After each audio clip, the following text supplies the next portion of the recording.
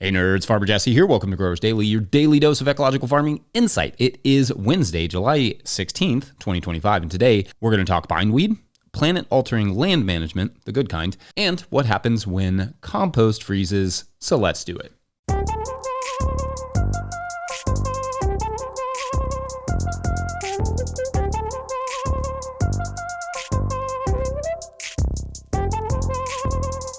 All right, well, welcome to Wednesday, everyone. Halfway through the week and halfway through the month and halfway through the year, kind of all the things. August will be here soon enough, and that means we are officially careening towards the fall. So I hope you all are ready. I feel somewhat ready. Also, throughout the season, feel free to send us your little clips from your farms.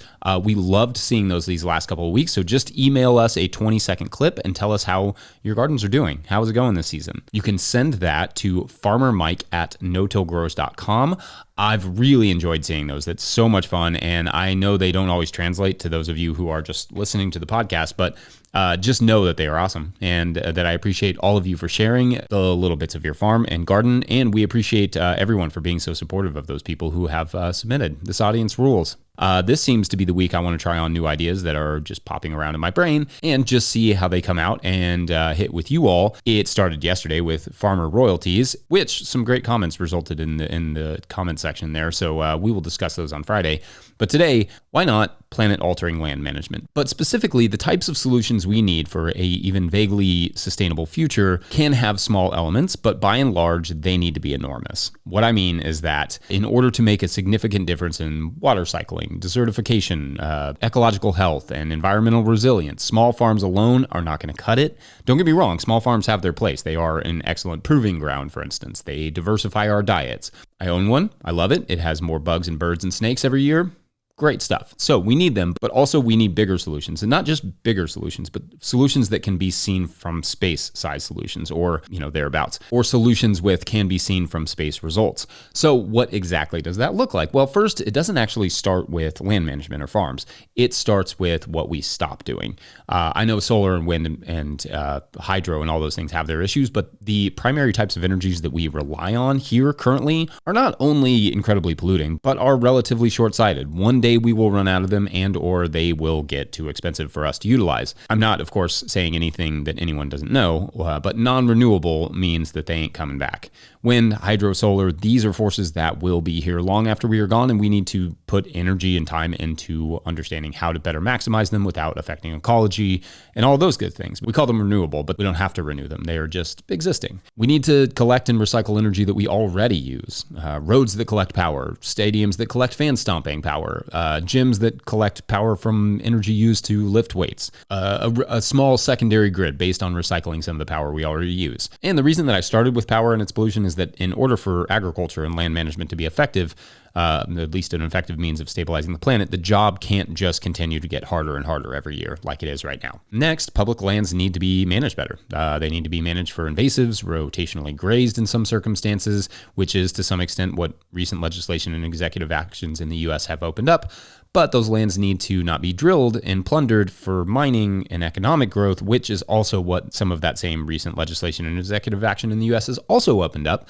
We need to likewise take desertification seriously. Desertification is increasingly threatening much of the western U.S., due in part to urbanization, but also changes in weather pattern and poor use of agricultural land and water, etc., with something like 40% of the U.S. under threat, according to the UN, which means picking a front, a place where desertification is encroaching, and stopping it through good land management, pushing it back the other way from whence it came. Part of that is urbanization has to be restricted at some point. I know that's not going to be a popular opinion, but city limits must become the actual limits of a city at some point, which will require inspiration and creativity to ensure people get housed.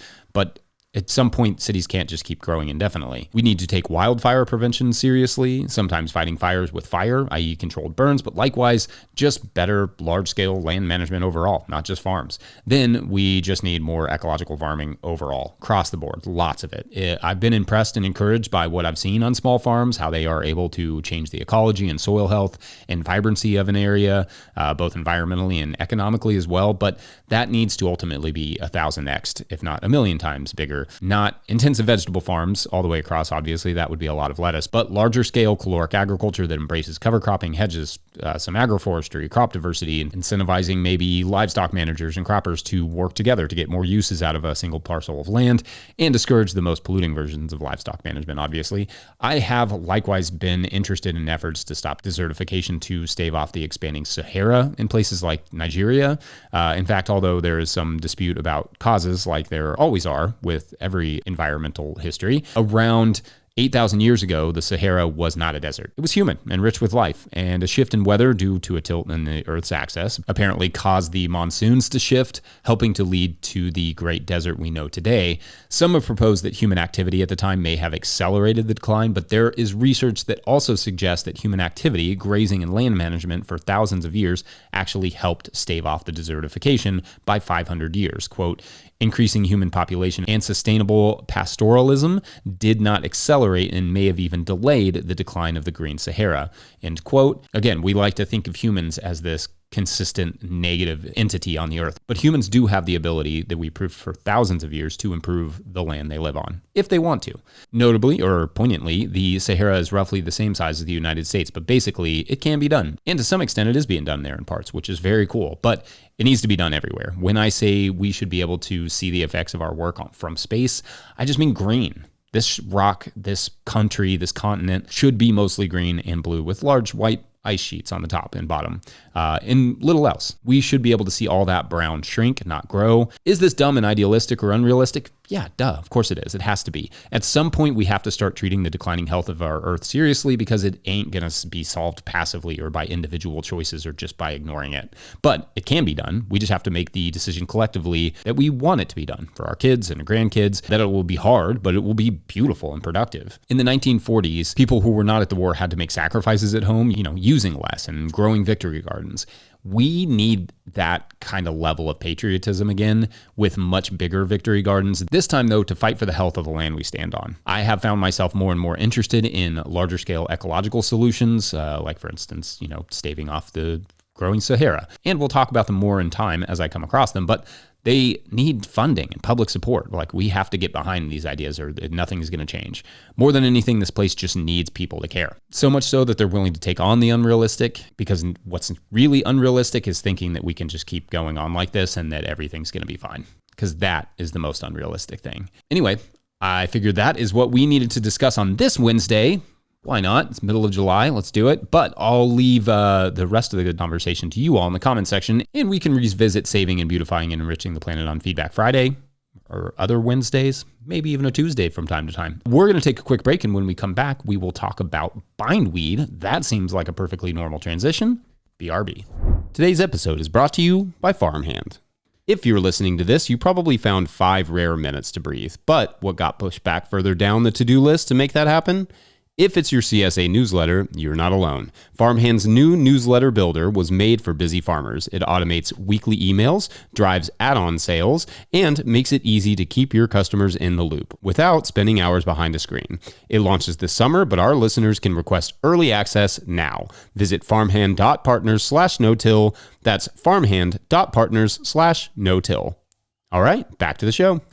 If you, the listener, are enjoying this podcast, getting even a small amount of value from it, consider supporting our work over at patreon.com/no-till-growers. I will try to get to questions from everywhere that questions come in, but I will always get to your Patreon questions now. Today's Patreon question comes to us from Patreon member Blair Aiken, who writes, quote, "Hi, Jesse. Hope you are well. I'm in North Idaho, inland northwest, at a small urban farm where we are fighting an intensifying battle with bindweed. Seriously, we had no bindweed about 5 years ago, and now it looks like ground cover in several of our wood-chipped pathways. We are weeding it out by hand as thoroughly as possible from key areas like our tunnels, but it's starting to feel impossible to stem the tide. We just uncovered 2 plots that had been tarped for several months to a year and discovered that bindweed had spread under 4 layers of tarp. It had been folded. My 2 related questions are, have you ever had success dealing with bindweed or a similar type of weed? And also, is it trying to tell us something about our soil? I've wondered about this, about our other weeds as well, purslane, chickweed, dandelions, etc. When we see persistent issues with weeds on certain areas of our farm, could it be nature's response to compaction, not enough biodiversity, etc., thereby implying if we address the compaction or other soil health issues, though of course that is our goal anyway, are weed pressure will lessen? How should we think about what weeds communicate to us about our soil health? Thanks so much for your incredible work here. End quote. All right, thanks, Blair. And truly a bummer about the bindweed. That is such a brutal weed to have to deal with. So a couple things come to mind reading through your questions here. First, you brought up an interesting nuance to tarping that when tarps are folded on one another, sure, some of the stuff underneath will die, but a lot of it won't, because without that coupling of the heat with the darkness, the crop won't suffocate quite as easily. Also, I'm going to assume that the bindweed had plants photosynthesizing around the outside of the tarp, which would feed those roots while the tarp kind of kept the roots warm and happy and moist. The only way I know to generally get rid of bindweed is a solid year under a tarp with these sides well pinned down. Single layer, obviously, don't fold it tight to the ground. Even then, you may have it come back from time to time and have to fight it by, carefully digging up the roots, as you said you were. Now, I've not had to deal with bindweed myself, but I've had, like you mentioned, other pretty rough rhizomatous weeds, such as Canadian thistle and Johnson grass and Bermuda grass, and we've had to deal with those. And it usually comes down to a pairing of tarping, then mulching, and then vigilance to get those things, just kept in order and kept in check. And obviously, no seed rain. You cannot let anything go to seed. So if you see those flowers on the bindweed, that's like an alarm bell. It doesn't make much sound, but it's an alarm bell. This may just be harder with certain weeds like your bindweed in certain situations and climates. No easy way around it. Now, to your question about weeds and do they tell us anything about the soil, I think I did do a segment on this before, even looked into some of the research, and basically what I had laid out, I think, in that episode, and then I'll link that in the show notes, is that yes, some weeds have pretty specific nutritional contextual needs, but by and large, weeds are just advantageous recovery species that just grow wherever there's bare soil or loose soil and the seeds exist. Maybe one weed thrives over another, and that could give you some indication of your soil chemistry or conditions, but honestly, they should probably not make it far enough for the grower to see which of them is thriving. Usually, weeds just indicate the presence of water, sunlight, and weed seeds in bare soil. So yeah, keep the weed seeds from germinating, keep the weed seeds down, keep the soil covered as much as possible, disturb it as little as possible, and make sure it stays planted. And that all definitely helps with weed management. Anyway, I hope that was somewhat helpful. Great questions though, Blair, and I always hate to hear when folks are struggling with weeds like that. So I wish you all the best. We're going to take a quick break, and when we come back, what happens when compost freezes? Be right back.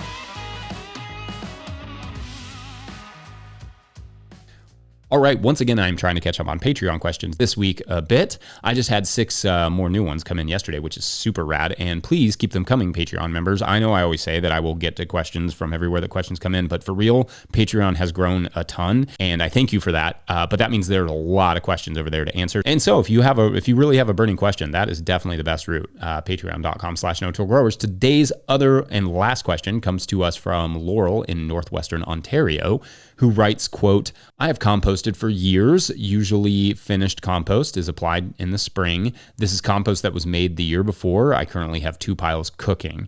In our area, the winters are cold, around -30 degrees or more. The compost in these piles will freeze solid. How does this affect it? End quote. All right, this is a cool question. Thank you. So there are not a ton of studies on this exact thing that I can find, i.e. what happens to microbial makeup in a compost pile after it freezes. There are studies on soil and freezing and freeze-thaw cycles, and how, in many cases, freezing does not have a significant impact on the diversity. Fungi have a harder time than bacteria, but especially in a climate like yours, the microbial makeup of what is present in your compost pile is likely to already have some cold resilience. So I can't say for sure, but what I can say is that let's say you have a pile that you finished the composting process in the fall, and it's going to hang out just over the winter. I would cover it, and then in the spring, I would add a compost tea to it just to ensure that it gets a good range of microbes. And that's not just because of the freezing temperatures, that's just because I would do that anyway. After that hot composting stage, the microbial diversity is going to be lower regardless. It's in that curing stage that a lot of the diversity is returned, or can be. In your case, the curing stage is somewhat arrested, so it's not the worst idea to enhance that a bit with perhaps a compost tea made from some compost that you keep in a warmer place, plus perhaps a small pinch of forest soil, just for a little spice. And by spice, I mean local microbiology. Make a small tea out of that and toss it in with the compost, like literally turn the compost and add the tea and spread it throughout the pile. And that will act not only as insurance, but as a nice little microbial bonus. By and large, microbes are pretty resilient, especially those already adapted to those, sort of extreme conditions.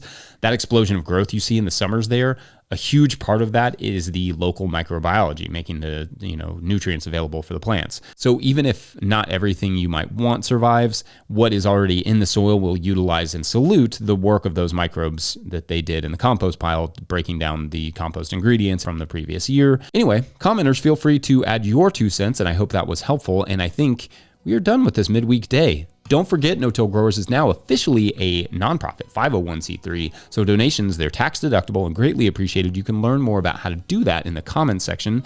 Please make sure to like and subscribe and/or follow wherever you're getting this podcast. That's an easy way to help us out as well. Enormous thank you to all of our show sponsors. And if you'd ever like to sponsor this show, you can reach out to Farmer Michelle at no-tillgrowers.com. Huge shouts to Willie Breeding for the theme music, Mike Hilbert for the production help and editing, and the team at No-Till Growers. Also, shouts to Epidemic Sound for the background music that you can hear. Pick up a hat or a copy of my book, The Living Soil Handbook, at no-tillgrowers.com to support our work. That is such a huge help to us. Big thank you to everyone over at patreon.com/no-tillgrowers, where at a certain level, or if you just bump up from one level to another, or you sign up in the month of July, you get a shout out on the show. So big shout outs today to Julie Rainey, Brooke Dawson, and Jenny Kenworthy. Jenny Kenworthy, that's a fun, bouncy name too. All right, so back to the story of the man who wakes up with a new career in his brain every day. Some of the challenges with that are that, one, you have to not look like a crazy person alerting the authorities. That's a challenge.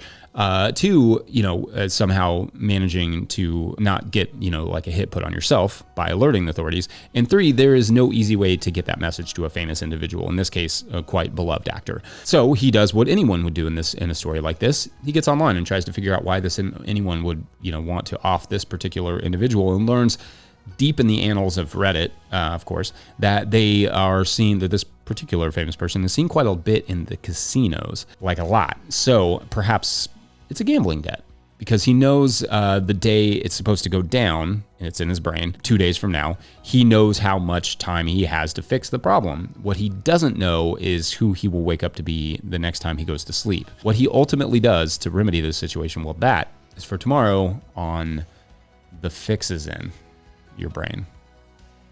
No, that's not it. It's actually something like way better than that. It's great. You'd love it.